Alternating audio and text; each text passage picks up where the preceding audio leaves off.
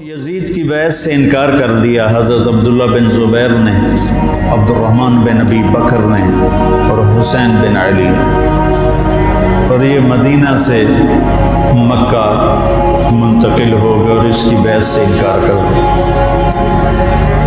حضرت حسن نے اپنے موت کے وقت حضرت حسین سے کہا،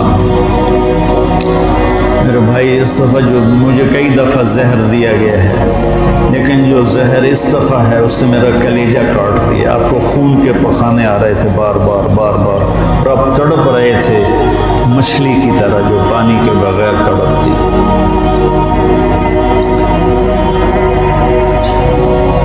پھر کہنے لگے میرے بھائی میں نے خوب دیکھ لیا ہے،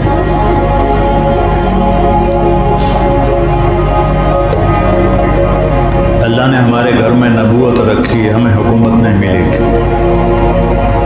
ہمیں نبوت کا شرف ہی رہے گا، حکومت نہیں ملے گی ہمیں۔ کوفی تمہیں دھوکہ دیں گے، ان کے دھوکے میں نہ آنا۔ انہوں نے تیرے باپ کو دھوکہ دیا، انہوں نے مجھے دھوکہ دیا، یہ تجھے بھی تیرے ساتھ غداری کریں گے اور تیری موت تک یہ غداری کا انجام ہوگا۔ حضرت حسین کہنے لگے کس نے زہر دیا ہے؟ فرمایا کیا کرو گے؟ قتل کرو گے؟ کہنے لگے ہاں قتل کروں گا۔ کہا جس نے مجھے زہر دیا ہے اگر تو میرا گمان سچا ہے تو پھر میں آخرت میں خود ہی نمٹ لوں گا، اگر میرا گمان غلط ہے تو ایک بے گناہ قتل ہو جائے گا، نہیں میں نہیں بتاتا۔ تو اسی زہر میں تڑپ کے 46 سال کی عمر میں آپ کا انتقال ہو، بالکل عین جوانی میں۔ تو جب یزید کی بہت زیادہ نافرمانیاں بڑھیں اور لوگوں میں شکایت پیدا ہوئی تو پھر آپ اپنے قافلے کو لے کر نکلے۔ کوفہ والوں کے بہت سے خطوط تھے، عبداللہ بن عباس نے روکا، عبداللہ بن عمر نے روکا، نہ جاؤ یہ غداری کریں گے۔ عبداللہ بن عباس کہنے لگے انہیں کہو تم ادھر آؤ، یہاں میرے پاس آؤ، میں یہاں سے لشکر بنا کے یزید کے خلاف کروں گا، قدم اٹھاؤں گا۔ جب تک وہ یہاں نہیں آتے آپ نہ جانا، وہ ایک قدم پہ پھر جاتے ہیں۔ انہوں نے کہا میرے بھائی میں نے خواب دیکھا ہے، اس میں مجھے جانا ہی ہے، وہ شہادت ان کو پکار رہی تھی۔ تو نعمان بن بشیر تھے کوفہ کے گورنر، جب یزید کو پتہ چلا کہ امام حسین نکل پڑے ہیں تو اس نے ان کو ہٹا کر عبید اللہ بن زیاد کو گورنر بنا دیا۔ زیاد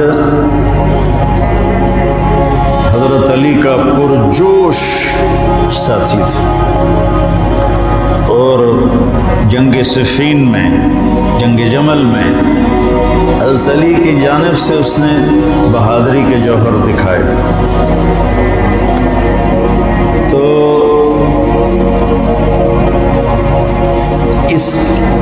اس کے والد کا پتہ نہیں تھا کہ اس کا باپ کون ہے۔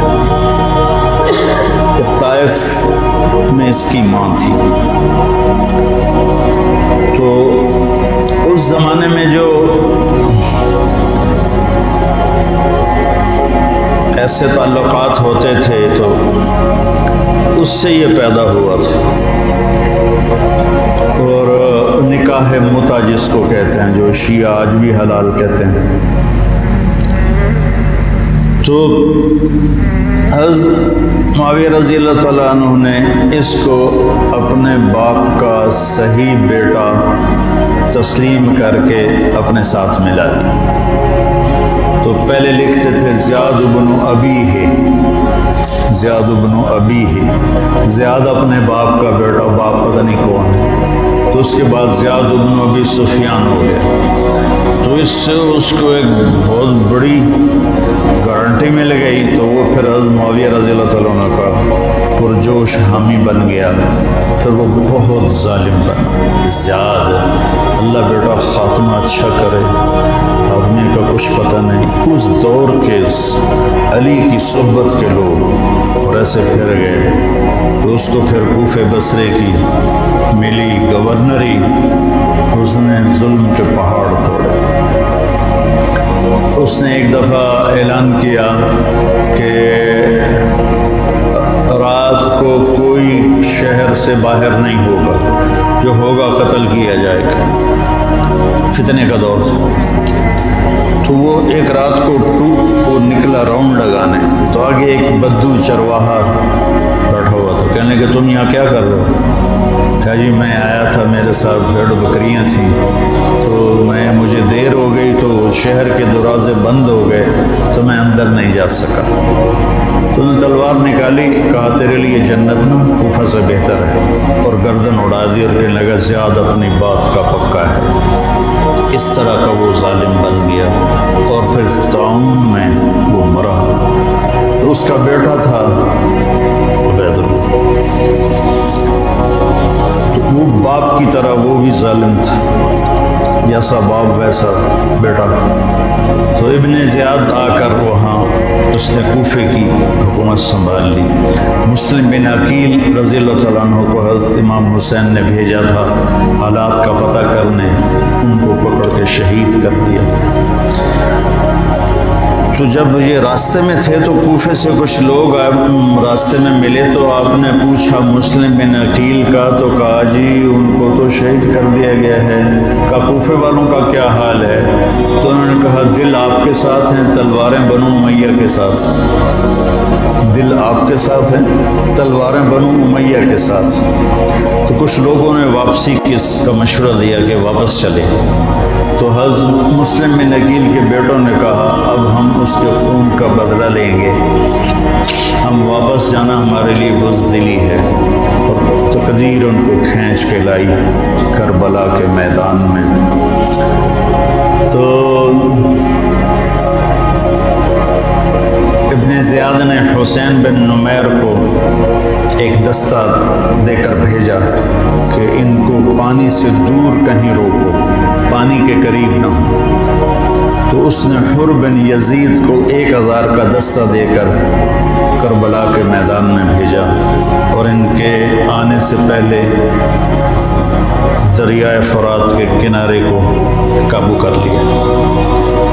اور آل رسول پہ پانی بند کر دیا جائے، یار کمال کی بات ہے۔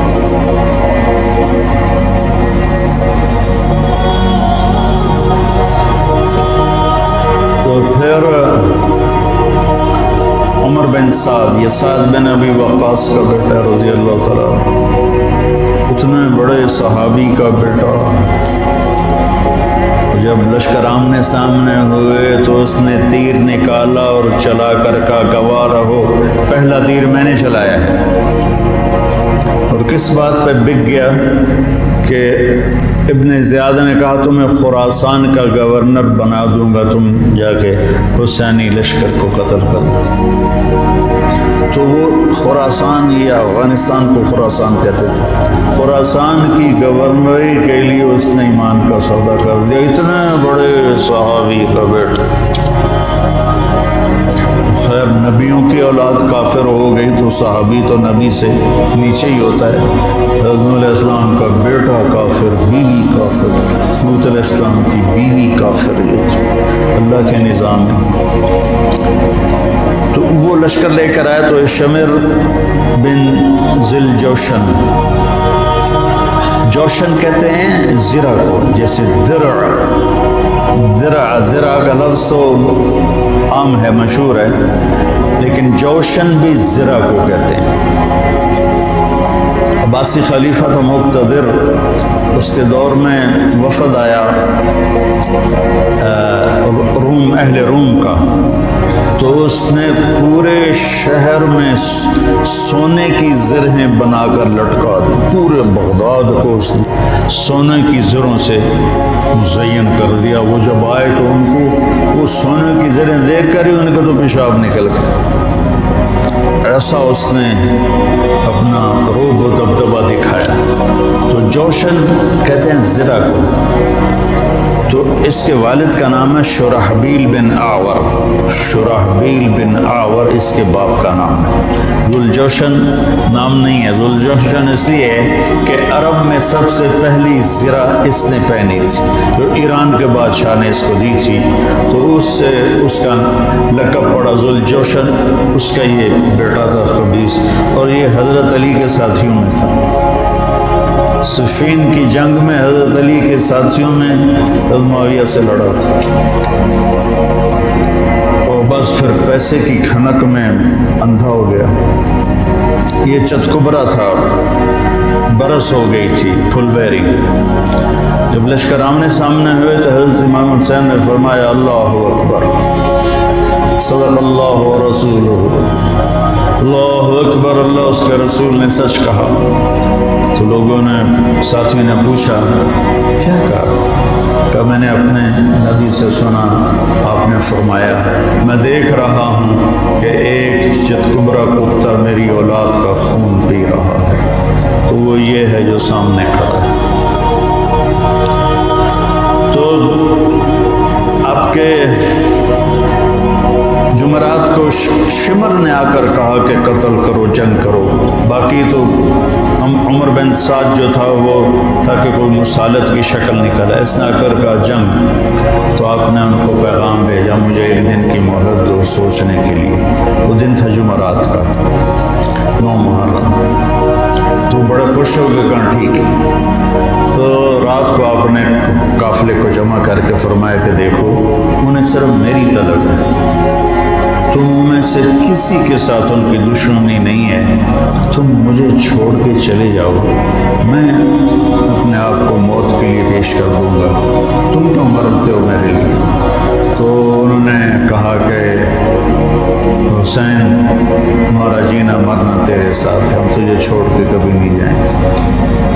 اور عجب بات ہے، 4000 کا لشکر عمر بن سعد لے کر آیا، 1000 کا حر بن یزید لے کر آیا، 5000 ہو گئے، اور ادھر 32 گھوڑ سوار اور 40 پیدل، 72، 5072، کیا جوڑ بنتا، لیکن کیا جگر تھا حسین کا، جو اپنے آپ کو موت کے حوالے کر رہے ہیں اور پتہ ہے کہ میرے بچے بھی ذبح ہو جائیں گے۔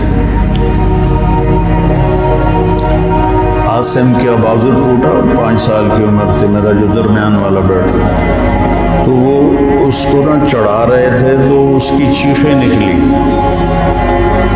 تو میں بھاگ کے باہر نکل گیا، مجھ سے اس کی چیخیں سنی نہیں گئیں۔ وہ کیا ہے، ہستی ہے جس کے سامنے جگر گوشوں کو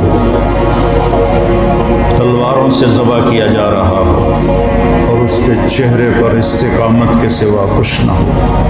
ادھر آ ستمگر ہنر آزمائیں، تو تیر آزما ہم جگر آزمائیں، نہ کر لبوں کو سی عشق ہے دل لگی نہیں، سینے پہ تیر کھائے جا، آگے قدم بڑھائے جا، یعنی زبان حال سے کہہ دے کہ ہاں ستائے جا۔